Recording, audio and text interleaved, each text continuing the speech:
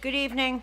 I hereby announce that pursuant to Section 5 of the Open Public Meetings Act, that adequate notice of this meeting has been provided in the notice which was sent to the Asbury Park Press, the Two River Times, and posted on the bulletin board in Township Hall, and filed in the Township Clerk's office on January 3rd, 2024. Mayor Impreviduto? Here. Mr. Foster? Here. Ms. LaMountain? Here. Mr. Lucarelli is not with us this evening, and Mr. Romano. Here. Mayor, you have a quorum. Thank you, Wendy. If we could all please stand for the Pledge of Allegiance. To the flag of the United States of America, and to the republic for which it stands, one nation, indivisible, with liberty and justice for all. A moment of silence, please, for our men and women in uniform that keep us safe both at home and abroad.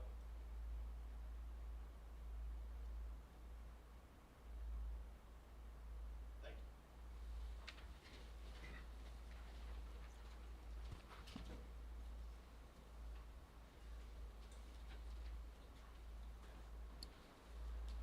Wendy, we're moving on to approval of minutes. Is that, Yep, the approval would be for the minutes from April 9th, 2024 public session, which was sent to the Township Committee for review. do we have a motion? Move. Second. Mr. Foster? Yes. Ms. LaMountain? Yes. Mr. Romano? Yes. Mayor Impreviduto? Yes. The minutes have been successfully passed. Thank you. Thank you, Wendy. Now, public comment on agenda items only. If anybody has any questions? Yes, ma'am?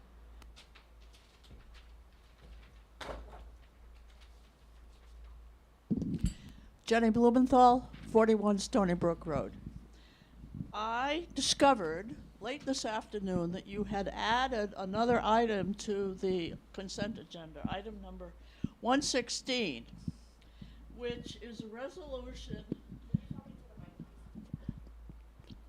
116, where you are approving a resolution for a developer's agreement relating to Barclay Square. It's an agreement that Mike wrote, and my question is, when I read through the whole thing like 3 times, you say that you're now transferring all of the agreements, developers' agreements, from the time of the first approval of this housing project back in June 15th of 2021 into a new entity which is now called Barclay Square Holmdel instead of Barclay Square, and the agreement says that all documents and agreements and deeds and bond requirements are being transferred onto this new entity as well as any others that might come up in the future. Lovely. But what's the agreement? You can't, you Sure. claim that you are an open body, but boy, are you good at keeping secrets. No real secret here. Well, then why don't I'm you happy to- include the agreement? Because it was actually just getting hashed out today with the attorneys. So the agreement that is being assigned is simply the standard site plan developers agreement that by our land use ordinances we require all developers to enter into unless it's a specifically enumerated minor site plan, such as a small subdivision, something that doesn't rise to the level of requiring a developer's agreement. But this project certainly did require the developer's agreement, so it was executed by the applicant that went before the land use board. They've now petitioned the township to assign that agreement to another party, presumably one that they're selling the property to. Has it not yet changed hands? I That's don't. what's also secret about this. No, there's nothing secret. There's nothing Well, the secret. public doesn't know about it. We'll find it out tonight. It's a private property transaction that they're working on, and the township's role here is simply that we have a developer's agreement that makes sure that if it's being constructed, it's done in accordance with the land use approval. The developer's agreements are also used because if there's any restrictions imposed by our planning board or zoning board, those then get recorded, which allows the township and any interested resident to track those conditions when they're imposed by the land use board. So the developers agreements are required by 30-12 in the ordinance for those reasons, and this is simply a ministerial approval of assignment so that this other entity is subject to it. However, the public who is concerned about the construction of Barclay Square in the first place, has no idea what you're doing behind closed doors. There's nothing behind closed doors, though. That's where you're losing me a Then little how bit. come- This is a public, this is being done very publicly. I know, but I don't see the document that you are agreeing to tonight that you're now going to approve in front of But us, and nobody has a it's clue the as to same- what's on it. It's the same document that was approved when this was originally approved. Except that the parties are different. So we The- would like to it's being see assigned this- to a different We would party. like to see this document. What I can tell you on that note is that, like the mayor was saying, there's currently a developers agreement between Holmdel and the original entity, which is Barclay Square Right. and Holmdel. If you wanted to file an OPA request, that document is now fully executed. It's Yes, in the but we'd clerk's like to office. know what the new one is, because we don't know what you're agreeing to. It's the same thing. Once it's approved as to form, I'm happy to have it released. All it is a one-page agreement, basically, where one party says we're assigning this to the other party, and the other party says we're accepting it.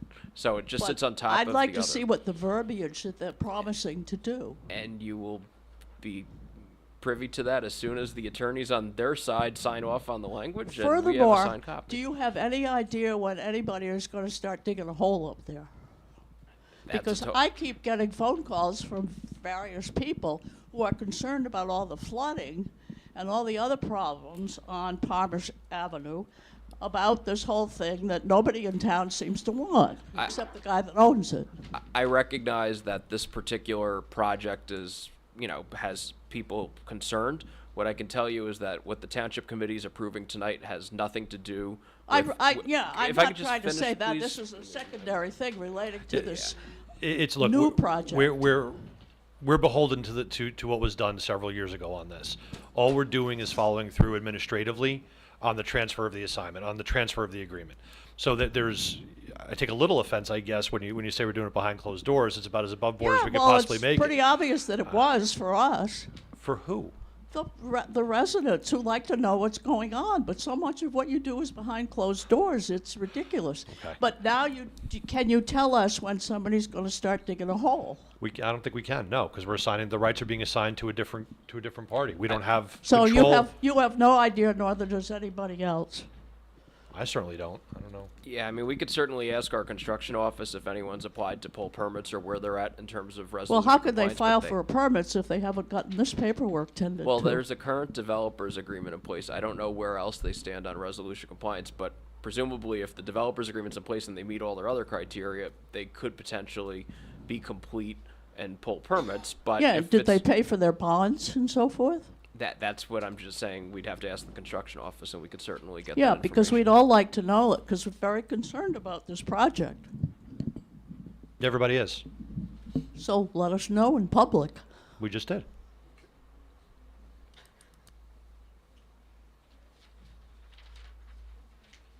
Anyone else? All right. Moving on from public comment for agenda items, I guess, Wendy, to the consent Yep. agenda? The consent agenda would consist of resolutions 2024-112 to 2024-116.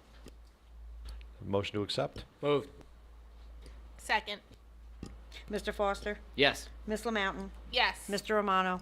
Yes. Mayor Impreviduto? Yes. Okay, resolutions 2024-112 to 2024-116 have been successfully passed. Thank you. Thank you, Wendy.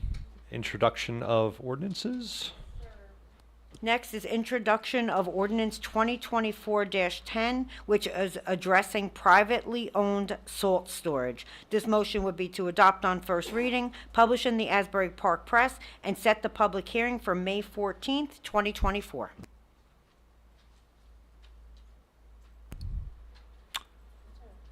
Sorry, a mental block there for a second. Do we have a motion to adopt? Oh, motion to introduce, excuse me, sorry. Moved. Second. Mr. Foster? Yes. Ms. Lamountain? Yes. Mr. Romano? Yes. Mayor Impreviduto? Yes. Okay, ordinance 2024-10 will be set for public hearing. Thank you. Moving on to departments, Mr. Administrator, anything exciting? Nothing too exciting, excuse me. Nothing to report this time, Mayor. All right, CFO and the engineer are not here. Counselor? I think I had my excitement just before, so I'm good, thank you. Moving on to the committee. Mr. Romano, you want to get us kicked off? Yes, sir. All right, starting with Holmdel Library, we had 53 total public internet users, great number, 453 total phone questions, 827 in-person reference questions, 6,162 came through the library. That's a huge number.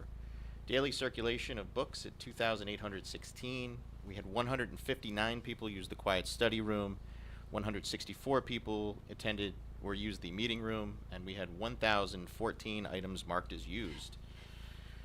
We have the Ready Set Library Bookmark Design Challenge. We are calling all artists to celebrate National Library Week. The Monmouth County Library is looking for artists of all ages to help design their next official bookmarks.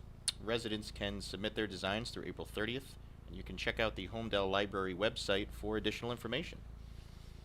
From the Board of Ed, congratulations to Holmdel High School student athlete Sophia Laudy for being selected to compete in the javelin at the Penn Relays. Each year, only 15 to 20 athletes earn this opportunity. It's been over 20 years since a Holmdel girls track thrower has achieved this honor. Wow, congratulations. Congratulations to the Holmdel High School girls track team on recently emerging as champions of the A Central Division. In addition to this outstanding team accomplishment, the following team members captured individual gold medals: Brielle McLaren, Sophia Laudy, Julia Saporito, and Sarah Trinchillo. Sats middle schooler Nico DeFipis came in second in the New Jersey State Geography B. Holmdel High School junior Mackenzie Teven recently played for the Irish national basketball team in the Four Nations tournament in Europe. Holmdel student USS New Jersey Challenge Coin Competition. This past fall, the New Jersey Commissioning Committee held a design contest inviting high school and middle school students to enter a design for the challenge coin that will commemorate the commissioning of the new USS New Jersey later this year. Holmdel High School student Hannah Cater's design made it to the top 25 designs and will be showcased prominently at the commissioning ceremony at U.S. Naval Weapons Station early in September. The Holmdel Public Schools Transition Fair is happening. The school district will be holding its second annual Transition Fair on Friday, May 3rd at the Bellworks Atrium. The purpose of the Transition Fair is to connect special education students and family with resources to transition to independent adult life. Special education students aged 14 to 21 and their families are encouraged to attend. From the Holmdel Heritage Committee, a reminder that the Holmdel Heritage Committee is in the process of planning the inaugural Holmdel Heritage Day. The event will take place at Holmdel High School, and the tentative date for this event is Sunday, December 8th. If residents would like to volunteer for the Holmdel Heritage Day, they can contact the committee by emailing holmdelheritage@gmail.com. Thank you, Joe. Ms. Mountain? Thank you, Mayor. From our Community Development Department, a reminder that the Earth Day Festival and Greenway Walk are this weekend, this Sunday, April 28th at Bayonet Farm. The Environmental Commission invites residents to its celebration and the walk. The admission, shows, tours, and parking are all free. Bailey's Lane Water Service Extension Project. The Water Service Extension Project at Bailey's Lane will start construction very soon. The relocation of the service line is necessary so that we can better serve the Holmdel Swim Club. From the Holmdel Green Team, they are working hard for their presentation to the Township Committee, which will be shared with the public at the May 14th Township Committee meeting here. The Earth Day event table, please stop by at their table at the Earth Day event. They will have material and information about community solar and other BPU clean energy programs. And as previously shared with everyone, their monthly meetings, all residents are invited to attend the monthly meetings. You can reach out by email at greenteam@holmdeltownship.com for more information. Thank you. Thank you, Kim. Deputy Mayor? Thank you, Mayor. Good evening, everyone. Just a couple updates from the Department of Recreation. Just a reminder that early registration deadline for the swim club is May 1st. You can save $50 by registering before then. Registration is going strong so far, and we are looking forward to a great season. The Rec Department will also be hosting a Cruising into Summer luncheon for our senior residents on Tuesday, May 14th from 12 to 2. This is a free luncheon for any Holmdel resident 62 years and older. If interested, please call our rec department. And we still have 2 programs for the spring season that still have some openings. They are Introduction to Archery, which is for ages 10 and up, which begins on Saturday, May 11th, and Yoga, which begins on Tuesday, May 14th at the Bell Works Room.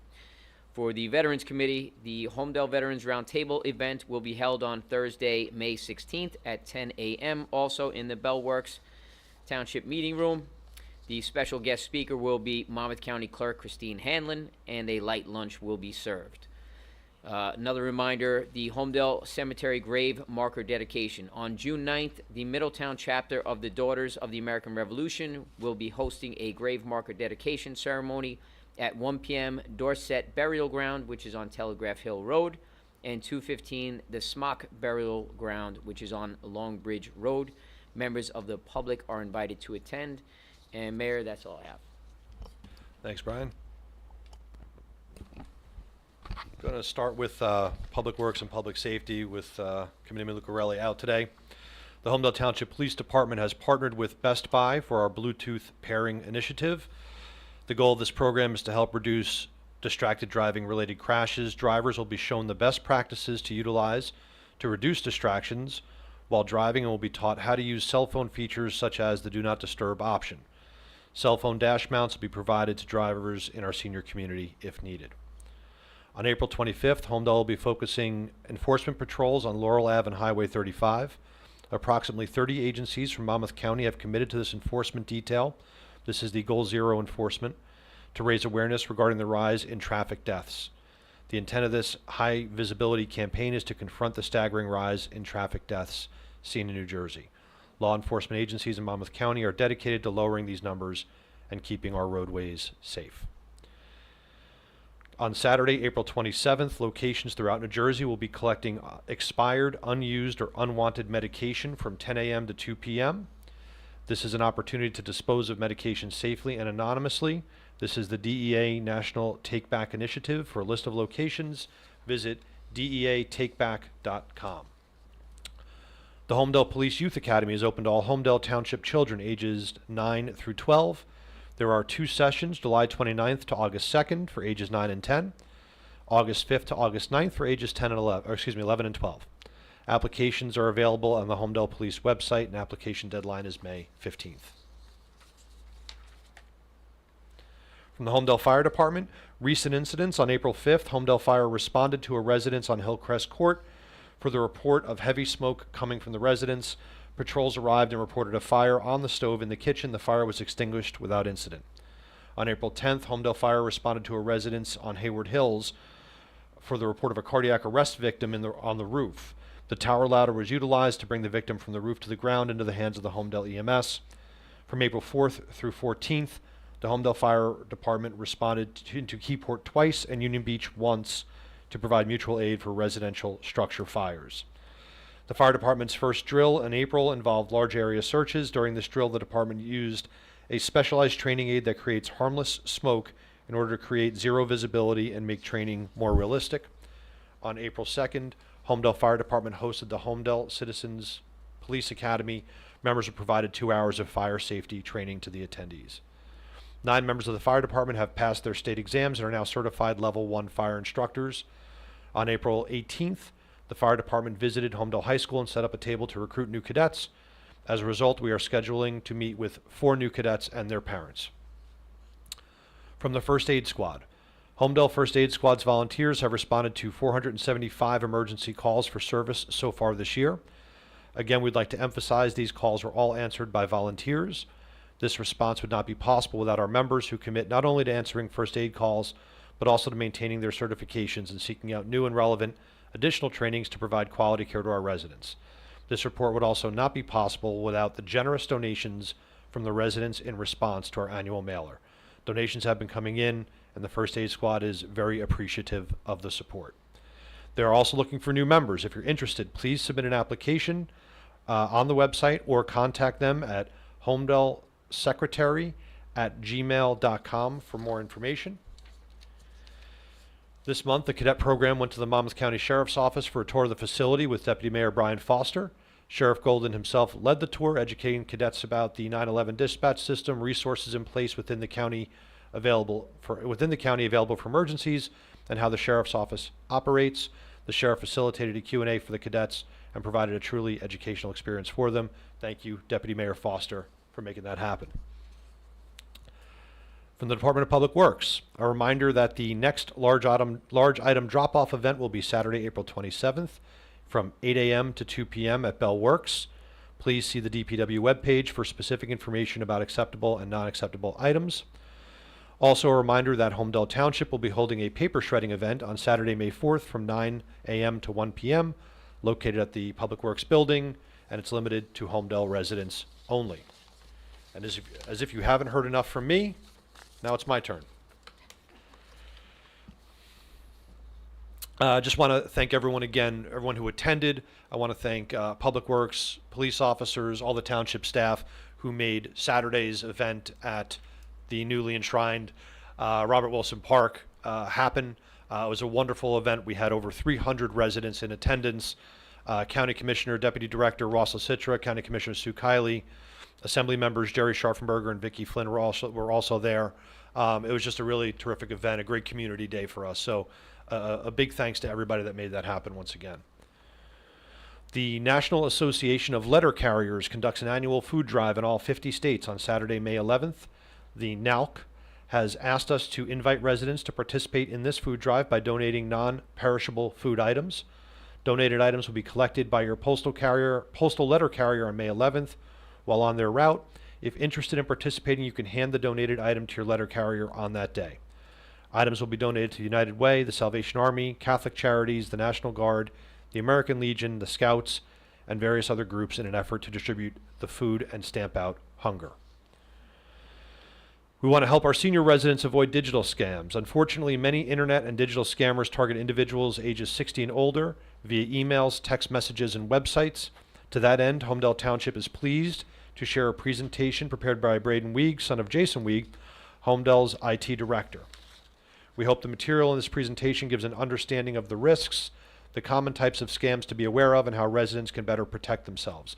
There are printed copies of this presentation on the table in the back of the room, and it'll also be posted on our website for viewing. And I'd also like to wish a happy Passover to all our friends, residents, and neighbors who are observing this week. That is all. Oh, I turned myself off. That's all we've got, and we're moving on now to public comment. Wendy? In accordance with the Open Public Meetings Act, this is a public comment period for public comment on any governmental issue of public concern. In accordance with Resolution 2022-17, public commenters are asked to raise their hand and wait to be recognized by the mayor before coming forward and making public comments. Commenters are asked to state their full name and address before commenting. Public commenters are limited to one comment not to exceed 3 minutes.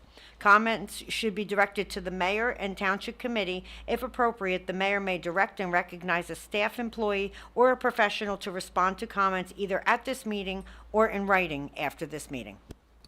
Thank you, Wendy. Anyone from the public? Yes, ma'am.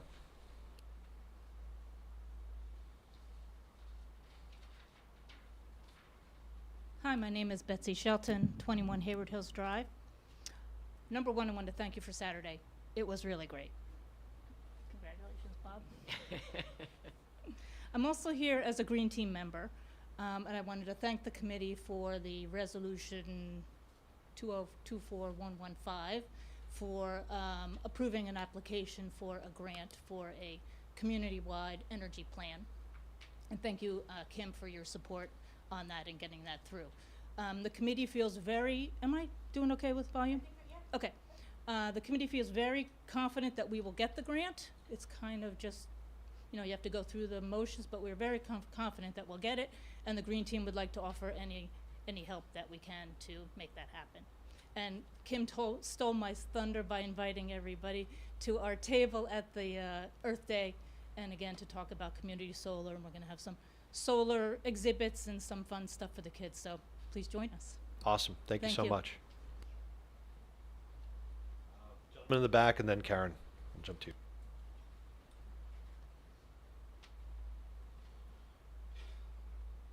Good evening, everyone. My name is Ali. Can you guys hear me? Yes. All right, so let me see if I can talk a little bit closer. So my name is Ali, 9 Beacon Court. I have been a Holmdel resident for 32 years. This is my first time coming here, so forgive me for not coming sooner. I'm here on behalf of IEEE. We had, as I understand, this past Saturday with Bob Wilson, the Big Horn. Well, IEEE also wants to do something similar. We want to have a milestone dedicated.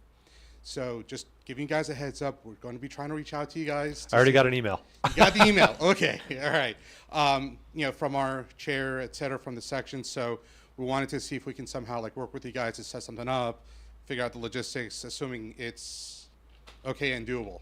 Now that we kind of sort of have the whole thing rolling here as well. So that was with Bell Labs for 25 years. I was with Bell Labs, the whole Bell Labs thing, and minored in astronomy in college, and so kind of wanted to see if we can get this going as well.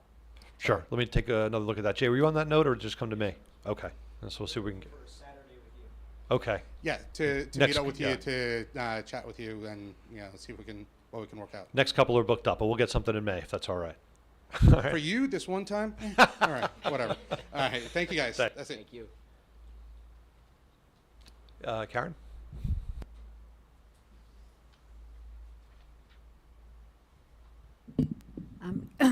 Karen Strickland, 26 Hayward Hills Drive. I'm going to sound a little bit like a broken record. First of all, congratulations on the ribbon cutting. I couldn't be there, but I heard it was really well organized and very thoughtful and really just a beautiful day. So good job, guys. Number two, Earth Day is a Sunday, and I just want to kind of repeat. We got the county nature van is going to be there, and the Mammal Mania show is going to be there, and Turtles show, a new Turtles show, and the Bee Lady. So it's all free, and please bring your children and family, and I will be doing 4 tours of the Harding House. So thank you again for making that possible. So now on to, we have these fights, and then we just have to keep on going, never stops. So I'm here also to ask about the status of the Vonage redevelopment. Has the Township Committee, I have, I guess, 3 questions that I'll just ask them all right now. I saw that on the agenda for the Executive Committee, there's an ATOD. I don't even know what that is, April 2024. So That stands for a time of decision, right, Mike? Yeah. a time of decision. So, all right, so I always thought that executive was personnel, litigation, contracts, and just wondering what the decision was going to be. What is the status of this Vonage development? Has the township sent a request for redevelopment to the planning board? Because I've been watching the planning board. I haven't seen anything happen there. And are the drawings that are being talked about in wherever you're talking about them, the same ones that we are seeing on the website that are 450 units, original building, 2 5-story towers, and 12 multiple family units? Is that the one you're working on? I'll take this question, Mike, then I'll kick it over to you on the redevelopment stuff. Okay. That was a conceptual sketch. So the short answer is yes, the CCRC, Continuing Care Retirement Community, is the primary concept being discussed, and we're going to review some things with the ad hoc committee.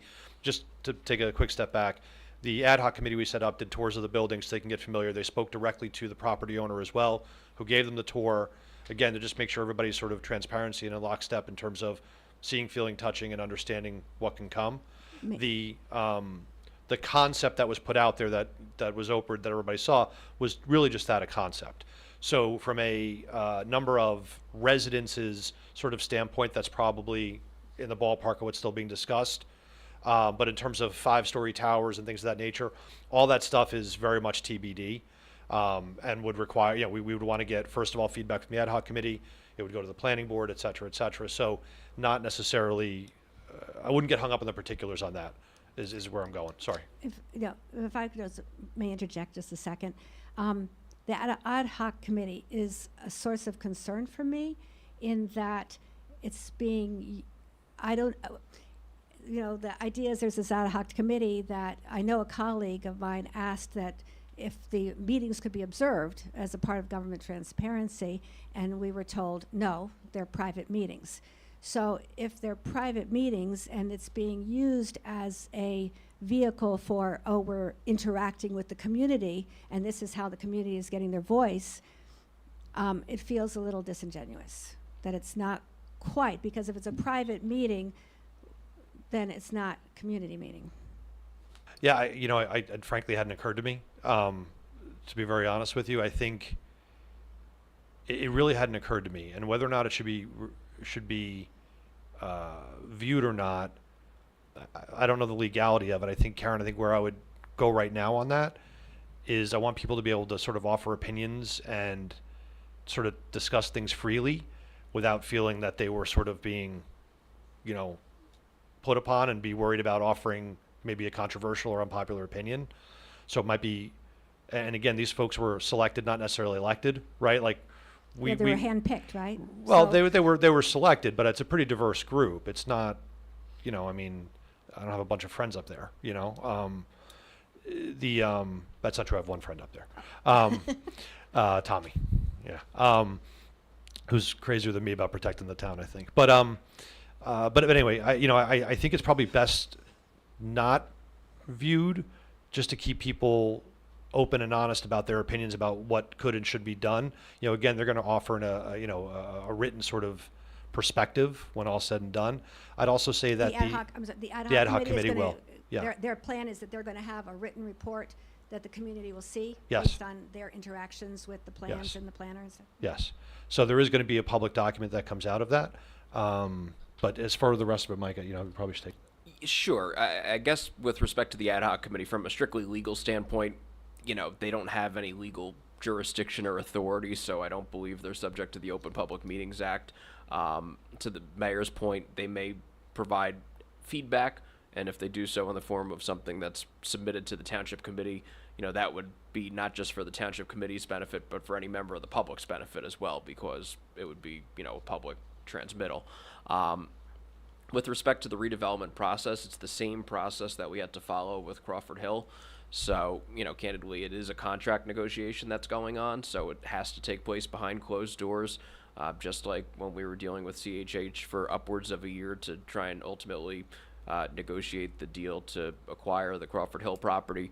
We're similarly, in conversations with the owner of the property, who, has requested the redevelopment process. The status of that, the township committee did adopt the resolution to authorize the investigation to see if the property can be declared in need of redevelopment.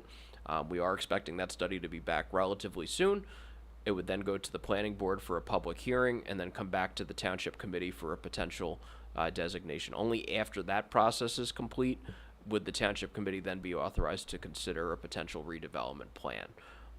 So that's the process under the redevelopment law. So it has to go before the planning board in a public forum, and the community can, so would that be the moment that the community has the opportunity to see the plans? I think, earlier in the meeting here tonight, you noticed there was some frustration about transparency, and I suspect that this Vonage thing might be underlying that, because it feels like things are happening and we don't know what's happening and where our moment is that we can participate in this.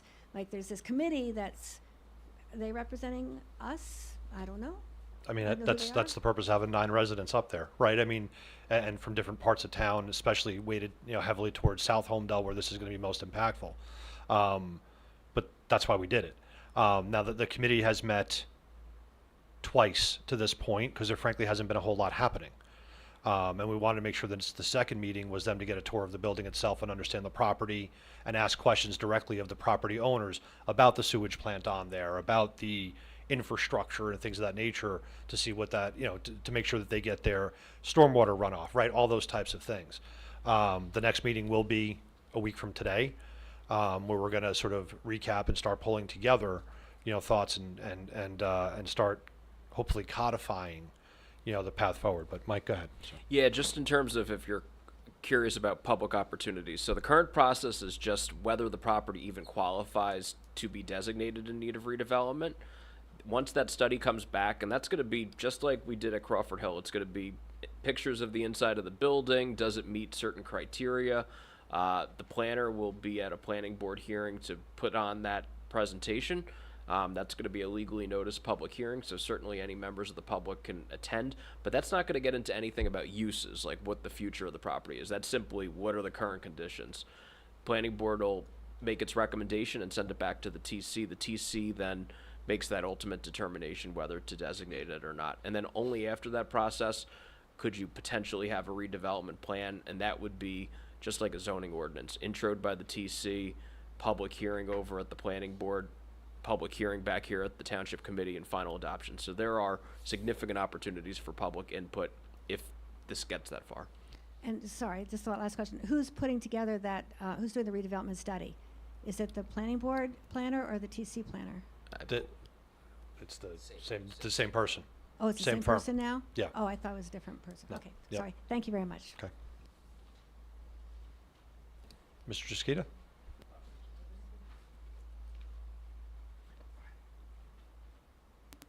Patrick Truskita, 56 Line Road. Saturday was wonderful, great event.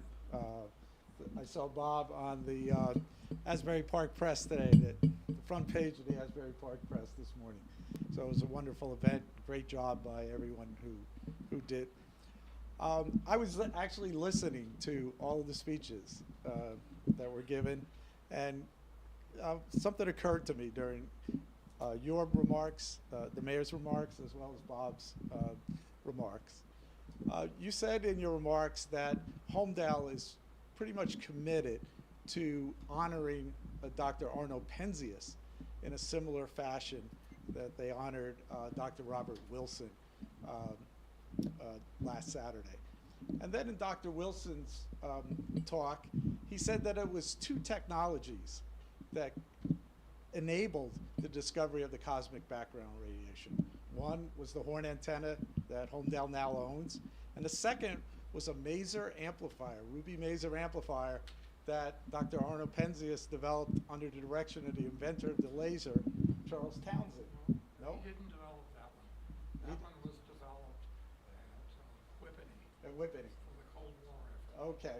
The one that that you used for your experiment was Arno Penzias's maser. No? No, he did one for his thesis, Okay. but we used one that was developed by Bell Labs. Okay.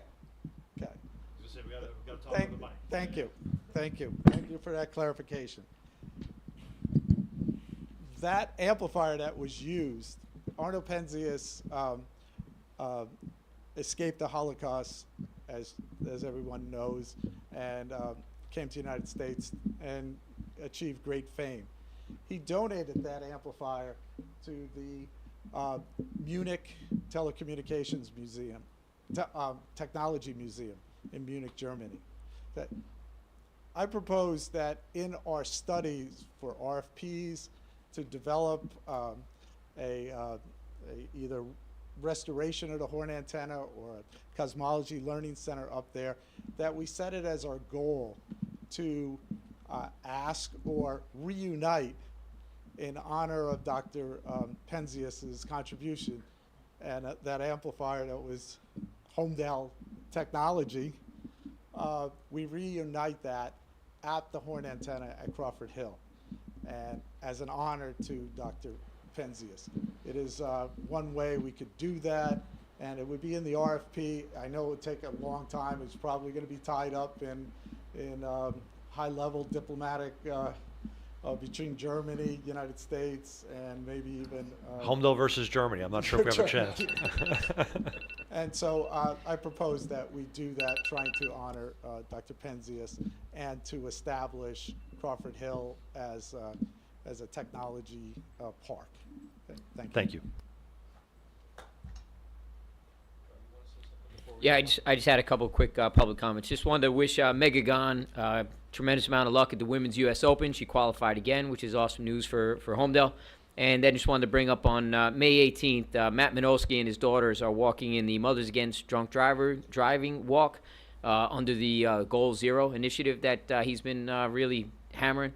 So I just wanted to say good luck to him. And if anybody's interested in donating, he did set up a fundraiser. I have the information. If you want, I can gladly forward.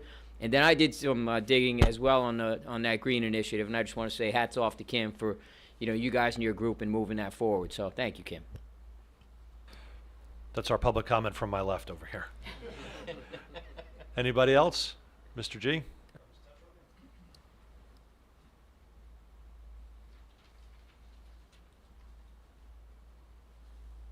Joseph Tetro, 280 Middle Road. I just want to know if there was any updates on the flooding down there. I haven't heard any more. I mean, back in December, Mayor Lucarelli says, let's make this a priority and I haven't heard any more. And I've been away and just got back the other day for 3 months, and the back of my yard is just full of silt now. And I went out physically and did some digging just to get my sub pumps draining. But I've been trying to get a hold of the mosquito commission. She was supposed to come down and reach out with the bridge department to clear the blockage, which is down on Hazlitt's side. I paid somebody to do a blockage on my property while I was away to clear my end up. But down below is the blockage, and it's Hazlitt's side. I mean, are we reaching out to them at all to do anything?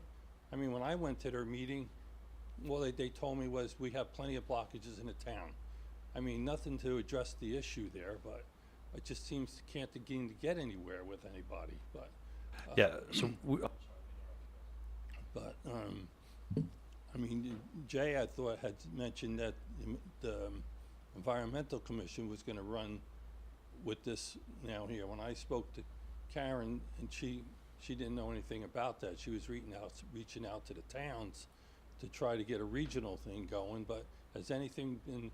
Have you had any reports on the stormwater management report yet? we have a draft report and we're waiting to get that finalized. There was certain criteria that I wanted included in there to make sure that we could lock it up and look at everything objectively in the town. So we just talked about this earlier today. I'm gonna follow up this week to get that final report in much sooner than later. In relation to the Environmental Commission and other things, Mr. Tetra, I'm not familiar with any of those discussions. I don't know, Jay, if you are. Yes, it's the last information I had, and I believe I may have the date wrong on when they're planning to meet, but I know that there has been a reach out to adjacent municipalities on this subject specifically. I think everyone is experiencing similar issues, and there's recognition that this needs to be addressed on a more regional basis, and that is an initiative that the Environmental Commission, I believe, has undertaken, and it's my understanding that there is a meeting scheduled for that first initial round of discussion. All right, but nothing's really been done as far as trying to move forward. Nothing's moved. I mean, basically what we have, so just to give you more context, the draft report we have has a fairly in-depth review of each of the 6 locations in town that are most choked by stormwater issues. Your area included in that, of course. What we need to get back from them is an understanding of, sort of almost a matrix, right, if you will. So you've got your 6 areas. We need to understand the severity, right? Meaning, can cars not go down the road, or do things get a little damp, right? Just as an example. How many residents impacted, level of effort, cost, right? We need an assessment of all those things because we have 6 sites to really address over time. And understanding the cost and effort, et cetera, will allow us to prioritize accordingly. That's the piece that we're really waiting for Colliers, the engineering firm, to come back to us with. And again, it was a conversation we literally had earlier today that we're going to follow up with them and get that in. That's the part that's preventing us from putting the plan together to take action. Well, is there any way we could just reach out to the Mosquito Commission to, I mean, when they come down, they're only here a half a day on the property. I mean, it seems ridiculous that I just can't get these people to come down just to clear a blockage, and that would help my property considerably. But now the water table is so high back there, the sub pumps run constantly. I mean, I'm not asking to dredge the creek out, which should be done, but I mean, I'm just asking to clean the blockages that are there. I mean, when they come down with the bridge department, they get down there and in half a day, they do what they got. I realize this is an area that's hard for them to get to because it's on Hazlitt's side and it's a hilly terrain back in here. But that's where everything is being blocked. It's starting to make itself the way the creek used to go back in the 70s when Mr. Broberg had devised a plan to do this with the Mosquito Commission, and it was never accomplished. And it's starting to make its way back through there again because the water table is so high, and it's starting to erode back through there. I mean, that's the way it should go straight, but now it runs all the way around through little trees, and all the trees are dying in the air because the water table's so high. I'm losing so many trees on my property, and Crossley, my neighbor, is losing trees, and the water comes through his yard and brings down a lot of debris, causing blockages. You know, there's only so much I can do to maintain it anymore. You know, and now it's not even on my property. And so all I'm asking for is somebody to help put some pressure on the mosquito commission to come down there, because when I call, she's either out or she doesn't call back. You know, I mean, they have me on speed dial now. When I call, they know it's me. You know, We'll reach out to the Mosquito Commission. please, Yeah. I'd appreciate it. Yep. Thank you. And I think, Jay, I know there had been some prior conversations about dredging, and I think, was it an issue that in order for this to be successful, it involved dredging in other towns, not just necessarily Holmdel? Yes, that's correct. Again, as I mentioned earlier, I think there's some recognition that the Environmental Commission had previously identified the stormwater management as one of their areas of attention, and further that these are regional issues, as just as you've indicated, that the source of the water is not necessarily limited to one particular township, and the resulting flooding is not occurring in just one location. Most of these streams don't follow municipal boundaries. The watersheds overlap multiple municipal boundaries, and that's why I think the Environmental Commission is moving ahead in that direction. Okay, if there's anything we can also do maybe along with the Environmental Commission, because I know those folks have been, you know, coming to these meetings asking for help for some time now. Maybe if we can also, in conjunction with talking with the Mosquito Commission, help with the Environmental Commission and sort of push whoever it is we need to address this a little bit more quickly than what they're doing. Is that something we might be able to do? Sure, I'll make sure that our efforts are coordinated, so there's you know, not a duplication of effort, and some better coordination among the parties. Yeah, okay, thank you. Mr. G?